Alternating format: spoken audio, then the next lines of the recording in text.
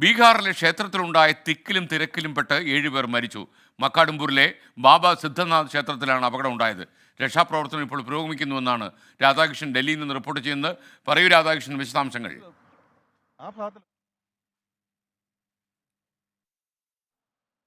SKN ദുഃഖപൂർണമായിട്ടുള്ള ഈ തിക്കിലും തിരക്കിലുമുള്ള അപകടം തുടരുകയാണ്. നമുക്കറിയാവുന്നതുപോലെ കഴിഞ്ഞ നാളിൽ ഉത്തർപ്രദേശിലാണെങ്കിൽ ഇപ്പോൾ ഈ വാർത്ത വരുന്നത് ബീഹാറിൽ നിന്നാണ്. മക്കാടും പൂരിൽ നിന്നാണ് ഈ വാർത്ത വരുന്നത്. ജഹാനാബാദ് ജില്ലയിലാണ് ഈ സ്ഥലം ഉള്ളത്.